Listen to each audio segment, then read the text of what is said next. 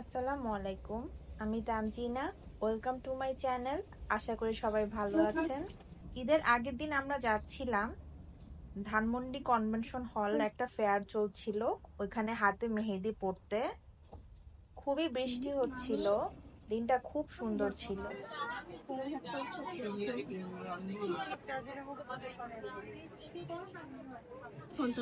নুসাইফাকে নিয়ে এই প্রথম আমি হাতে মেহেদি দিতে আসলাম। আমার মেয়েটা খুব খুশি হয়েছিল।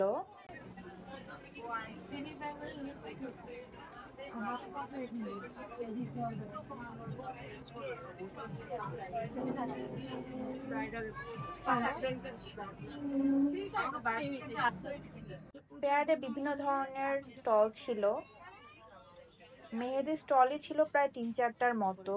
হাতে মেহেদি দেওয়া শেষ করে আমি মিস্টার ডিআইওয়াইতে ঢুকেছিলাম, কিছু জিনিসপত্র কিনে এনেছি। আসলে এখন আমার কিছুদিন পর পরই মিস্টার ডিআইওয়াইতে যেতে মন চায়। এত ধরনের অর্গানাইজার, এত ধরনের কিউট কিউট স্টাফ পাওয়া যায়, তাই আমি কিছুদিন পর পরই ঘুরতে যাই। আজকে এই প্রোডাক্টগুলো কিনেছি।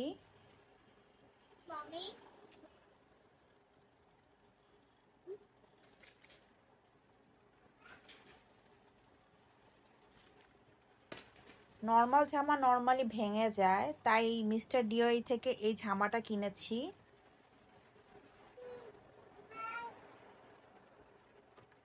তিনটা ফোল্ডেবল বাকেট কিনেছি। আসলে এগুলো আমার অনেকদিন ধরে ইচ্ছা ছিল কেনার, কিন্তু আসলে আমি খুঁজে পাচ্ছিলাম না। আমি 3টা সাইজ কিনেছি, একটা বড়, একটা মিডিয়াম আর একটা ছোট। আর কিনেছি এই ক্লিনিং ব্রাশটা। আমি নর্মালি টুকটাক বাটিটাটি ধোয়ার জন্য এটা কিনেছি। যেহেতু আমার হেল্পিং হ্যান্ড ঈদের ছুটিতে বাড়িতে চলে যাচ্ছে, তাই আমি এটা আসলে আরও কিনেছি। সুন্দর করে আমি স্টিকারটা খুলে প্রথমে বাকেটগুলো একটু সুন্দর করে ব্রাশ করে তারপরে ধুয়ে নিব। ব্রাশের উপরে প্রেস করলেই লিকুইড যে ডিশ সোপ সেটা বের হয়ে আসে। এই ফোল্ডেবল বাকেটগুলো কিন্তু স্পেস খুব কম নেয়, যেহেতু ফোল্ড করে রাখা যায়। আর আমি এই 3টা বাস্কেট কিনেছি সবজি বা ফল টল ধোয়ার জন্য। আমি যে মাছ মাংস ধুই সেটার জন্য আমি ভাবছি কিছুদিন পর এই টাইপের বাকেট কিনে ফেলবো। আগে দেখি আসলে এগুলো ম্যাটেরিয়ালগুলো কেমন হয়, কেমন টিকে।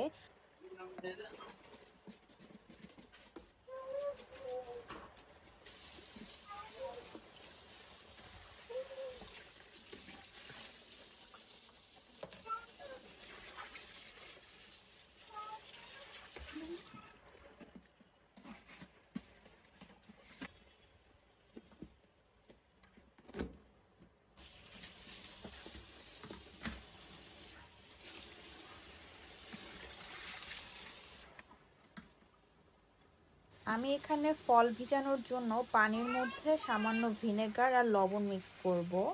তারপরে আপেল আর আঙ্গুরটা কিছুক্ষণ ভিজিয়ে রাখবো।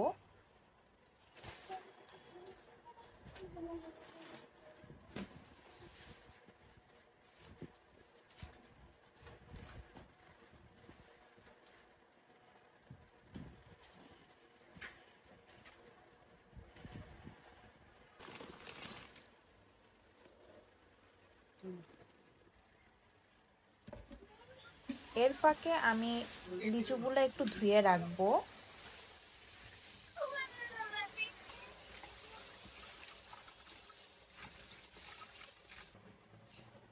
লিচুগুলো আমি ডাল থেকে কেটে কেটে রেখে দিব, এতে করে জায়গা কম লাগে আর অর্গানাইজও থাকে।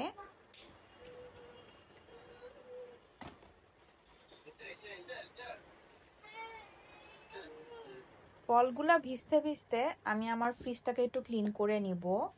আসলে ফ্রিজে সব কিছু এলোমেলো হয়ে আছে। আমি অনেক দিন ধরে ভাবছি ফ্রিজটা ক্লিন করব, বাট ক্লিন করা হচ্ছিল না। প্রথমে আমি সব কিছু নামিয়ে নিব।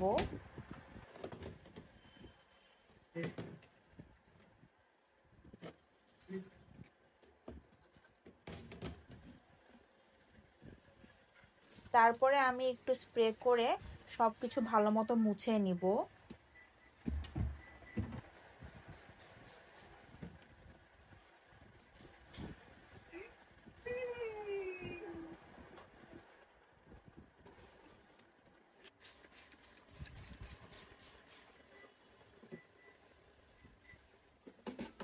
তারপরে যে বাকেটগুলো আছে সে বাকেটগুলো আমি সুন্দর করে ক্লিন করে নিব। তারপরে ভালো মতো মুছে আমি ফল স্টোর করব। এই বাকেটগুলা একটু সুবিধা হচ্ছে, আলাদা একটা হোয়াইট লেয়ার আছে যেটার কারণে এক্সট্রা পানি নিচে জমা হয়। ফল না মুছে রাখলেও কোনো সমস্যা হয় না।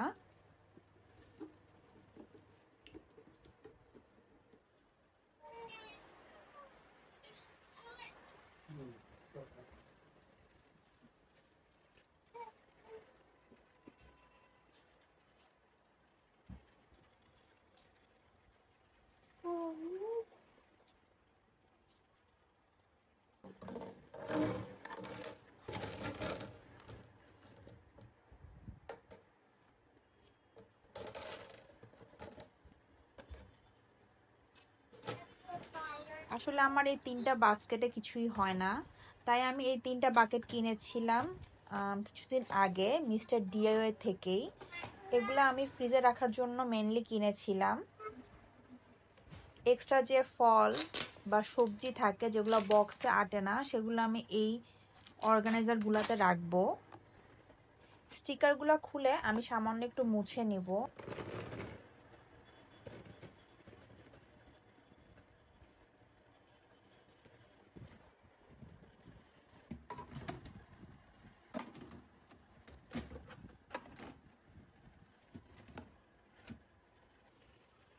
সবজি রাখার জন্য যে বক্সগুলো আছে সেগুলো আমি বের করে নিব। নিয়ে সবজিগুলো আমি সুন্দর করে এবার স্টোর করে রাখবো। আমি আসলে এই বক্সগুলো ইউজ করছি প্রায় 3-4 মাসের বেশি হবে। আমার নর্মালি যেভাবে শাকসবজি রাখি এভাবে রাখলে না ড্রাই হয়ে যায় অথবা নষ্ট হয়ে যায়, বাট এই বক্সগুলো কেনার পরে সহজে জিনিসগুলো নষ্ট হয় না। একটু ঘেমে গেলেও কিন্তু নষ্ট হয় না। ও আচ্ছা, আমি তো ভুলেই গেছি আমি সুন্দর এই ম্যাটটা কিনেছি। যাই হোক, এখন ইউজ করা যাক।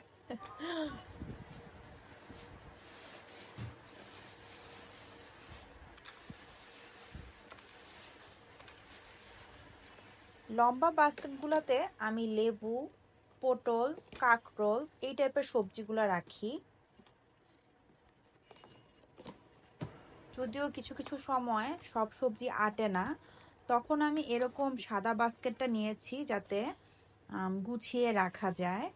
আর যেহেতু ঈদের সময় সবজির দোকান বন্ধ হয়ে যাবে, তাই আমি এক্সট্রা কিছু সবজিও এনেছি। ছোট এই সাদা অর্গানাইজারগুলোও আমি কিনেছি মিস্টার ডিআইওয়াই থেকে। এই অর্গানাইজারগুলো খুব সুন্দর করে পার্টিশন ক্রিয়েট করে। আসলে এই হোয়াইট বাস্কেটগুলা খুবই কার্যকর, যেহেতু সাইজে একটু বড়। নর্মালি সব সবজি যখন বক্সগুলোতে আটে না, তখন আমি এই বড় বড় বাস্কেটগুলোতে পার্টিশন ইউজ করে অথবা পার্টিশন না ইউজ করেও আমি সবজি রাখতে পারবো। এবার সব কিছু আমি ফ্রিজে গুছিয়ে রাখবো।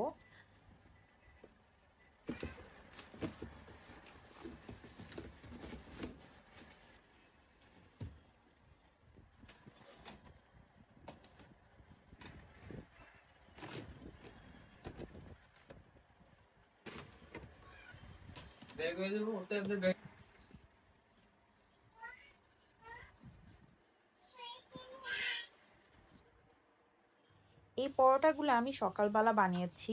গত ভিডিওতে আপনারা দেখেছেন কিভাবে আমি পরোটা বানাই। আপনারা যদি রেসিপিটা চান তাহলে আমার আগের সপ্তাহের ভিডিওটা দেখতে পারেন। আমি বানিয়ে এভাবে রেখে দিয়েছি। ঠান্ডা হওয়ার পর একদম কিন্তু একটার সাথে একটা লাগবে না। পরোটাগুলো ঠান্ডা হয়ে গেলে আমি একটা বক্সে স্টোর করব।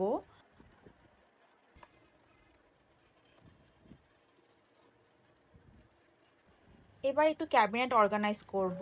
এই ক্যাবিনেটটা আসলে আমি আমার বেসিংয়ের নিচের ক্যাবিনেট, আর খুবই ময়লা হয়ে থাকে আমার এই ক্যাবিনেটটা। তাই আমি এটা সুন্দর করে সবকিছু বের করে পরিষ্কার করে রেখেছিলাম। আর এই স্ট্যান্ডটা কিনেছিলাম এখানে ইউজ করার জন্য। যেহেতু আমি ক্যাবিনেটে মাছ ধোয়ার বড় বড় বাস্কেটগুলো রাখি, স্ট্রেনারগুলো রাখি, তাই আসলে এই জায়গাটা সবসময় আমার এলোমেলো হয়ে থাকে। ময়লা রাখার জন্য যে পলিথিনগুলো আমি ইউজ করি সেটা আমি একটা অর্গানাইজারে এভাবে নিচের থাকে দিয়ে দিব। তারপরে বড় বড় স্ট্রেনারগুলা যেগুলো আমি মাছ অথবা মাংস ধোয়ার কাজে ইউজ করি সেগুলো আমি নিচে রেখে দিব। উপরে রাখবো আমার বড় পাতিলাটা, আর রেখে দিব ছোটখাটো কিছু বাস্কেট, স্ট্রেইনার, আটা চালার বলটা পাওয়া যায় ওইটা আর কি। ফোল্ডাবল যে বাস্কেটগুলো দেখেছেন সেগুলো আমি দেয়ালে ঝুলিয়ে রাখবো, তাই দেয়ালগুলো আমি প্রথমে মুছে নিলাম। তারপর অ্যাডিসিভ হুকটা লাগিয়ে দিব। এই হুকগুলোও আমি মিস্টার ডিআইওয়াই থেকে কিনেছি। আসলে আমি মিস্টার ডিআইওয়াই কথা এতবার বলেছি, এখন আমি মিস্টার ডিআইওয়াই এর বিগ ফ্যান হয়ে গিয়েছি আপনারা বলতে পারেন।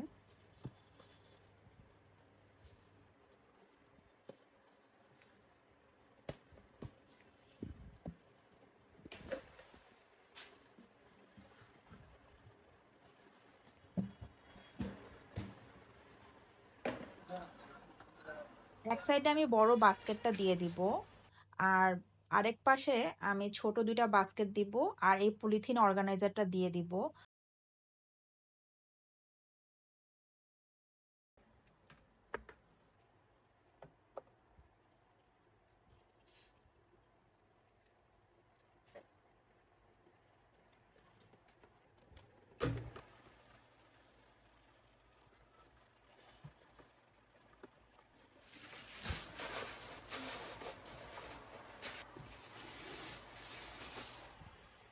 হয়ে গেল আমার আন্ডার সিঙ্ক ক্যাবিনেট অর্গানাইজ। আসলে এই জায়গাটা খুবই মেসি থাকে, কিন্তু ছোট্ট এই অর্গানাইজারটার কারণে খুব সুন্দরভাবে কিন্তু এখন অর্গানাইজ হয়ে গেল। মিস্টার ডিওয়াই থেকে আমি মনস্টেরার লিফটটা কিনেছিলাম সিঙ্গেল পিস। ছোট যে স্টিকটা দেখছেন সেটা আমার আগের ছিল। আমার এই অয়েল পটটাতে এখন সুন্দর করে একটু গুছিয়ে নিব।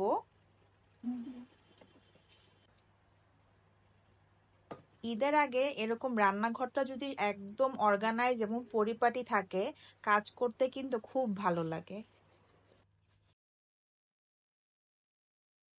এবার আমি এত ব্যস্ত ছিলাম, ঈদের দিন সকালবেলা উঠেই আমি আগে মশলা তৈরি করার জন্য সব মশলা নিচ্ছি। আসলে আমার এবার গরম মশলাটা তৈরি করা হয় নাই। আমি এখানে 1 কাপ জিরা, হাফ কাপের মতো ধনিয়া, 1/3 কাপ দারচিনি,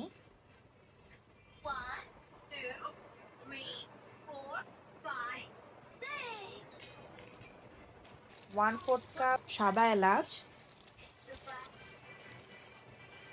কিছু লং, একটা কালো এলাচ, একটা জয়ফল, অল্প একটু কালো গোলমরিচ, আর কিছু পরিমাণ তেজপাতা দিয়ে দিব। আপনারা রাঁধুনি চিনেন কিনা জানি না, এই অল্প একটু আমি রাঁধুনিও অ্যাড করব। সব ধরনের গরম মশলা আমি এখানে ইউজ করি না। আমাদের দেশি বেসিক যে কিছু গরম মশলা আছে সেগুলাই আমি গরুর মাংসতে ইউজ করি, এতে না মাংসটা খেতে বেশ লাগে।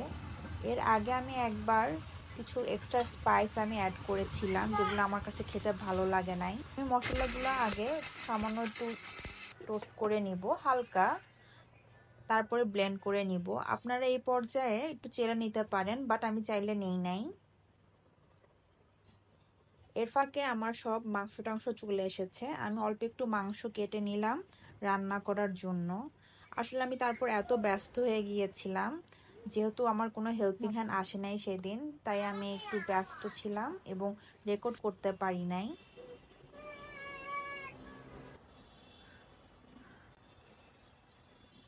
বিকালবেলা আমি রেডি হয়ে গেলাম আম্মুর বাসায় যাওয়ার জন্য। এবার আমি ঈদের জন্য কোনো ড্রেস কিনি নাই, এই ড্রেসটা একটা গিফট ছিল। তবে এই আংটি আর কানের দুলের সেটটা কিনেছিলাম ফেয়ার থেকে, ওই যে ধানমন্ডি কনভেনশন হলে গিয়েছিলাম সেই ফেয়ার থেকে। রাস্তাঘাট এত ফাঁকা ছিল, সবসময় ঢাকা শহরটা যদি এরকম থাকতো বেশ ভালো লাগতো।